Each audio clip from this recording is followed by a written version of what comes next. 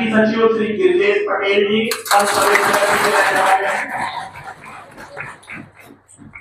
फिर मेरे और दाहिनी ओर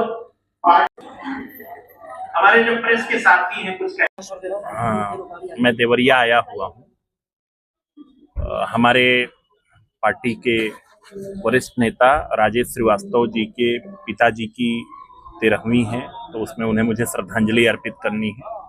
दूसरा, यहाँ पर कार्यकर्ता एक बहुत दिनों से मैं कार्यकर्ताओं से रूबरू नहीं हो पाया था, तो निश्चित तौर पे आज कुछ कार्यकर्ता और पदाधिकारियों के साथ एक सामान्य सी एक बैठक हुई होगी। ये दो विषय। सर, ये जो सरकार द्वारा 5000 प्राइमरी विद्यालयों को मर्ज करने की बात आ रही है, इसको लेकर तमाम विरोध हो रहे हैं शिक्षक संगठन द्वारा, शिक्षकों द्वारा, तो क्या इस पे कहना है आपका, क्योंकि आपकी सरकार ने फैसला लिया? देखिए, मुझे अभी पूरा उसका विवरण नहीं पता है कि किस स्तर पर क्या कैसे मर्जिंग होगी। जैसे बच्चे जहाँ कम है, 20 से कम है, वहाँ पे स्कूल बंद। देखिए, मेरा इतना सिर्फ कहना है कि हमारे जो बच्चे हैं उनको श्रेष्ठतम सुविधा और श्रेष्ठतम शिक्षा कैसे मिले, इसके लिए हर सरकार का प्रयास होना चाहिए।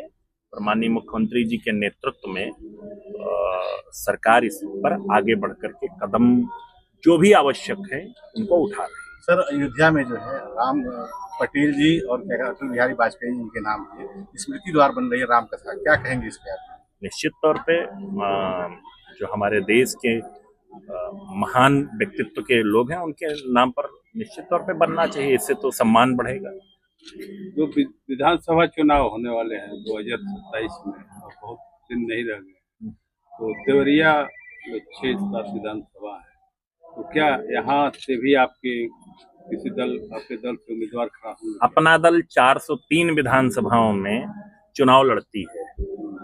जहां उसका अपने सिंबल पर कैंडिडेट होता है वहां पर उसका कैंडिडेट लड़ता है, जहां पर गठबंधन के सहयोगी होते हैं वहां पर गठबंधन के सहयोगियों को लड़ाने का काम करती है। तो देवरिया में भी समय आने पर क्या होगा ये आपको पता चल जाएगा, लेकिन यहाँ पर जितनी विधानसभाएं हैं उन सब विधानसभाओं में अपना दल चुनाव लड़ाने की तैयारी या लड़ने की तैयारी कर रहा है। यहाँ कार्यकर्ताओं में उत्साह ज्यादा है निश्चित पार्टी के प्रति, इसलिए हमारा मानना है कि कितनी सीटें आप अगर मिलता है, मैं आपसे कह रहा हूँ ना, ये अभी मैं आपको कैसे बता सकता हूँ। हाँ, ये तो जब हमारे शीर्ष नेतृत्व और जो गठबंधन के सहयोगी सब बैठेंगे तो तय होगा, लेकिन हम संगठनात्मक कार्य हर विधानसभा में करने का काम कर रहे हैं। उसी की कड़ी में आज मैं यहाँ पर आप देख रहे हैं इकट्ठा हुए हैं सारे कार्यकर्ता पदाधिकारी, और थोड़ा विलंब भी है, इसके बावजूद जोश के साथ सब खड़े हैं। सर, ये 2027 में लेकर जो समाजवादी पार्टी है पीडीए को लेकर जन जागरण कर रही है, रैलीज कर रही है, ऐसे में किस तरीके से आप अपना दल या सरकार? देखिए, जहां तक पीडीए का विषय है तो मैं पीडीए से संबंधित जो भी विषय थे हमारी पार्टी ने प्रारंभ से उनको उठाने का काम किया, और मैं बड़े गर्व के साथ कह रहा हूं हमारी नेता ने एनडीए सरकार का हिस्सा रहते हुए माननीय प्रधानमंत्री जी के समक्ष उनको लगातार उठाया, और माननीय प्रधानमंत्री जी और माननीय गृह मंत्री जी ने उन मुद्दों को सुना और मजबूती से उस पर कार्रवाई भी की। जैसे केंद्रीय विद्यालय में पिछड़े वर्ग के लिए आरक्षण है, नवोदय विद्यालय में पिछड़े वर्ग के लिए आरक्षण है, सैनिक स्कूल में पिछड़े वर्ग के लिए आरक्षण है, या नीट की परीक्षा में पिछड़े वर्ग के लिए आरक्षण है। ये सारा काम एनडीए की सरकार ने किया। और अभी सबसे बड़ी बात जो लगातार इस देश में सबसे महत्वपूर्ण मुद्दा था, हमारी नेता ने उसको लगातार उठाया, और मैं धन्यवाद देना चाहता हूं प्रधानमंत्री जी को कि प्रधानमंत्री जी के नेतृत्व में एनडीए की सरकार ने जाति जनगणना का नोटिफिकेशन भी पिछले दिनों जारी कर दिया।